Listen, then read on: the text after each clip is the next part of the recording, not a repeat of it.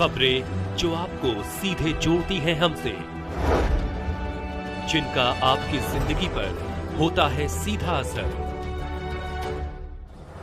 खबरों की वही तस्वीर,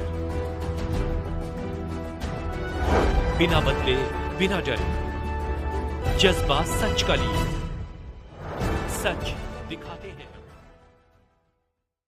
प्रबुद्ध जन संवाद में बोले अरुण चतुर्वेदी, भारत में बनेगा, भारत के लिए बनेगा और भारत होगा आत्मनिर्भर। भाजपा प्रबुद्ध जन संवाद कार्यक्रम संपन्न। जोधपुर। प्रधानमंत्री नरेंद्र मोदी के जन्म दिवस से आरंभ सेवा पखवाड़ा के अंतर्गत बुधवार को लघु उद्योग भारती भवन में भाजपा जिलाध्यक्ष राजेंद्र पालीवाल के नेतृत्व में प्रबुद्ध जन संवाद कार्यक्रम का आयोजन हुआ।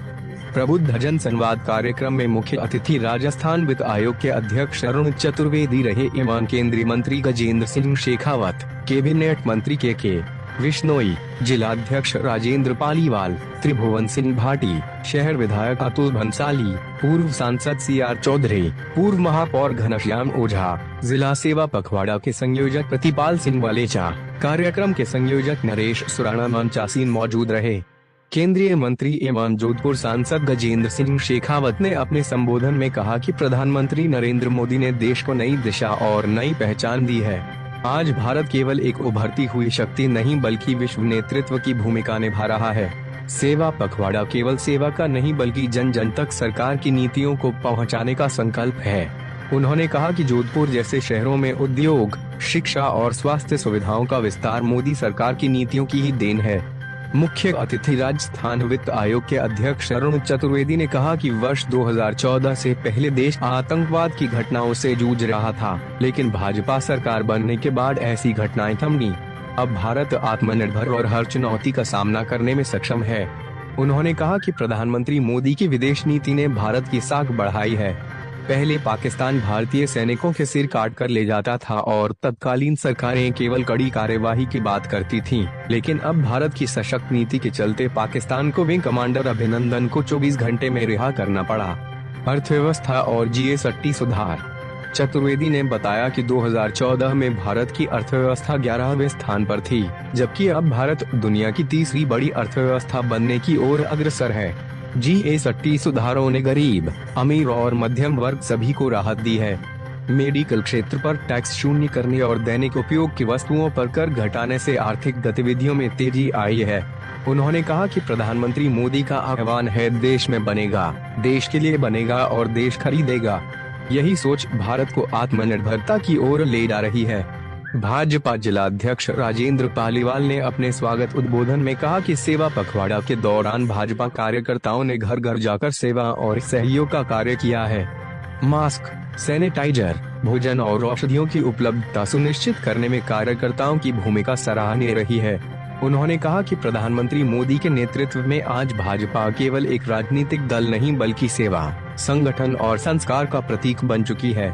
पूर्व महापौर घनश्याम ओझा ने कहा कि प्रधानमंत्री नरेंद्र मोदी की प्रेरणा से देश भर में विकास कार्यों की गंगा बह रही है।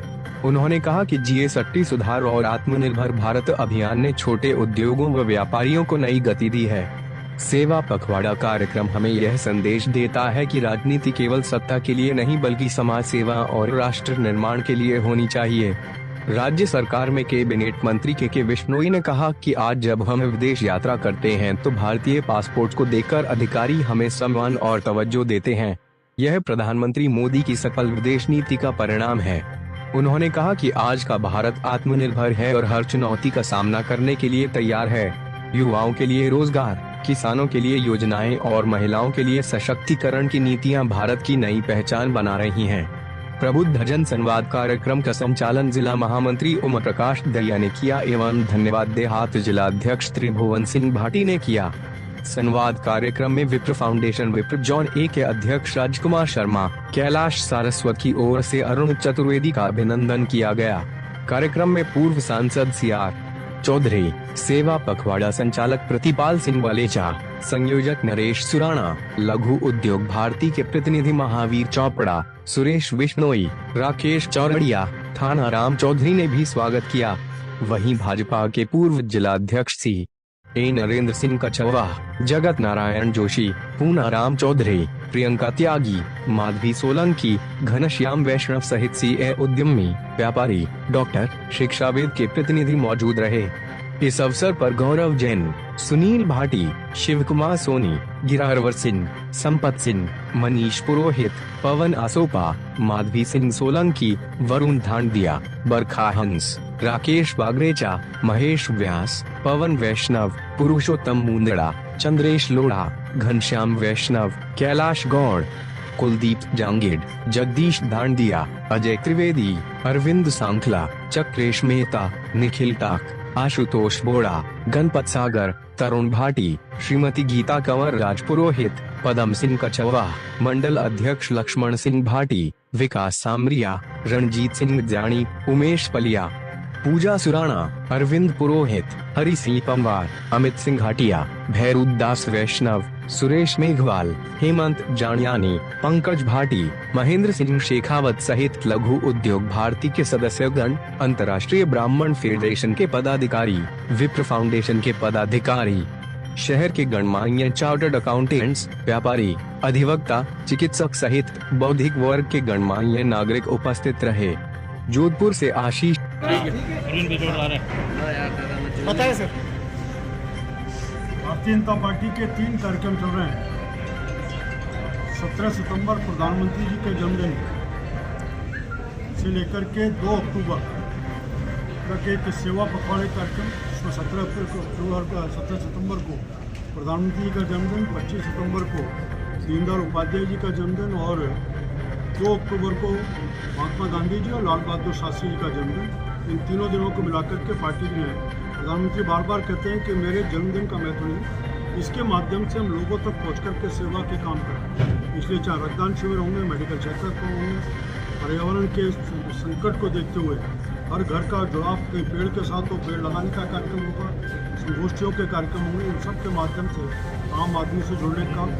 दूसरा, आत्मनिर्भर भारत, वोकल फॉर लोकल, हम स्वदेशी को अपनाएं। ये दिवाली और दशहरे का त्यौहार है, इसमें शुरुआत करें और शुरुआत करते हुए कैसे मैं खरीदूंगा भारत के लिए और बनाऊंगा भी भारत के लिए, इस संकल्प के साथ बनाने वाले जहाँ भारत में बनाकर करें वहाँ अपनी गुणवत्ता को बढ़ाते हुए विदेशों में भेजें, जिससे भारत का एक्सपोर्ट भी बढ़ता रहे। इस सिद्धांत को लेकर के एक आत्मनिर्भर भारत का सिद्धांत। और तीसरा, अभी जो GST के रिफॉर्म किए, पहले 4 स्लैब होती थी, 5%, 12%, 18%, 28%, 12 और 28% की स्लैब को खत्म किया, केवल 2 स्लैब रही है। हर व्यक्ति के, हर परिवार के घर का बजट कम हुआ है, उसको बहुत अधिक लाभ इस सबका मिला है। देश भर में मोटा आंकड़ा जो ध्यान में आ रहा है, 25 लाख करोड़ का कुल फायदा लोगों को ऐसा होगा। झोपड़ी से लेकर के बड़े मकान तक रहने वाले हर व्यक्ति को इसका लाभ मिलेगा। इसके बारे में आम आदमी को बताना और जागरूकता के साथ इस सब विषयों के कारण से भारत की इस ताकत को पहचानने का काम कर 2 विषय राजस्थान की सरकार बने हुए लगभग 1.5 साल हुए। मुख्यमंत्री जी ने 2 कार्यक्रम की योजना की है, एक तो ग्रामीण सेवा शिविर और शहरी सेवा शिविर।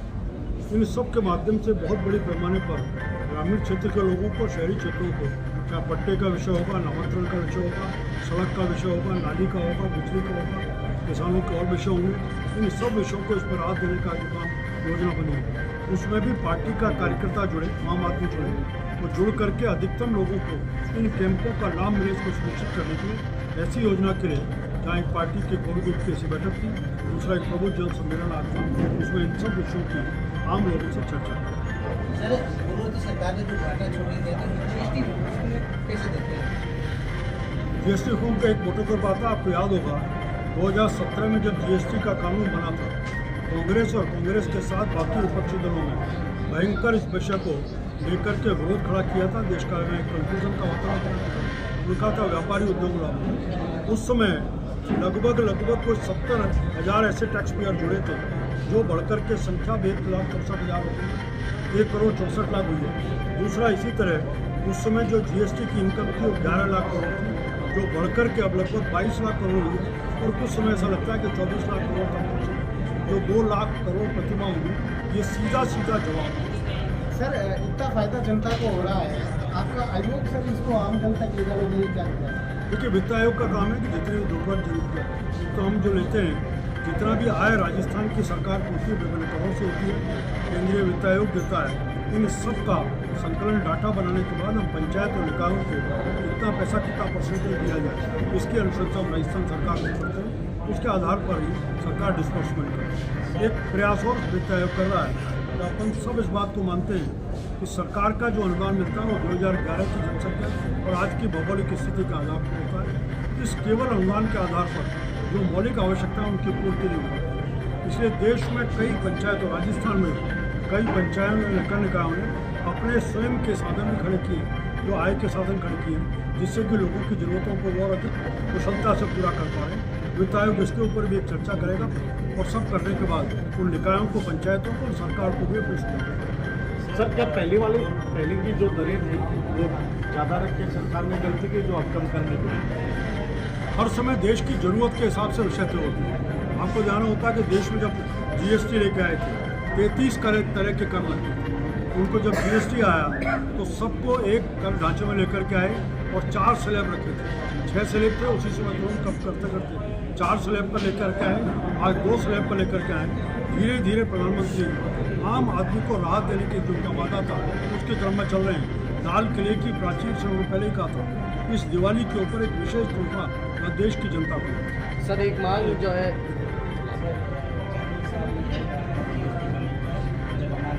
सरकार की लो टैक्स स्लैब रखना चाहती है, 3 स्लैब रखना चाहती है, लेकिन सरकार बने इतना समय हो गया, इसके बाद में आप 2 स्लैब रखी है सरकार। चलो जी, करना चाहते थे इसका मतलब नहीं आपने किया नहीं। 14 से पहले 10 साल तक आपकी सरकार थी और आप GST के गीत गाते थे, लेकिन GST को ला करके आपने काम नहीं किया। नरेंद्र मोदी ने आते ही जनता की अपेक्षा को पूरा करते हुए कानून बनाया। अब धीरे धीरे राहत देने का काम, केवल इतना विषय नहीं गलत जी, आप महिला आरक्षण के ऊपर भी लगातार बोलते थे, आपने पारित नहीं कराया। ये भारतीय जनता पार्टी की सरकार थी, लेकिन आपने शिक्षा नीति के ऊपर कभी आपने कानून बदलने का काम नहीं किया। ये नरेंद्र मोदी है जिन्होंने एक देश एक शिक्षा नीति लेके, आपने कभी देश के राशन कार्ड को अलग एक करने की बात नहीं। ये नरेंद्र मोदी है जिन्होंने एक देश एक राशन कार्ड करने का काम किया। लगातार देश पे विषय को लेकर के बढ़ाने का काम नरेंद्र मोदी का। सर, GST तो कम हो गई, सब कुछ अच्छा हो गया, लेकिन क्या एक्साइज ड्यूटी कम होगी जिससे पेट्रोल डीजल के भाव कम हो? ये विषय हर राज्य सरकार को, इसमें केंद्र सरकार नहीं कर सकती। राज्य सरकार को, और आपको ये बात ध्यान होगा 14 से पहले का भी जो आपने चर्चा की है विनोद जी की, देश में उस समय भी पेट्रोल डीजल के ऊपर एक्साइज की बात थी। देश में भारतीय जनता पार्टी शासित सरकारों ने एक बार नहीं 3 बार अपनी दरों में कमी की थी, करों में कमी करके राहत दी थी। अशोक गहलोत जी को बार बार बोलने के बाद भी उसमें उन्होंने एक बार भी कर दी थी। भजन लाल जी ने आने के बाद ही तुरंत जो राहत दी। दूसरी तरफ राजस्थान में अलग अलग जगहों पर पेट्रोल डीजल की कीमतें अलग थी, अलग अलग कीमतों में बिका करते थे। उसको एक यूनिफॉर्मिटी थी, देश में कहीं से भी आएगा उसकी जितना पैसा राजस्थान सरकार देगी, हम सबको एक कर के ऊपर देंगे। और इन सब के आधार पर नरेंद्र मोदी जी के नेतृत्व में केंद्र सरकार भी समय समय पर इस पर राहत देगी।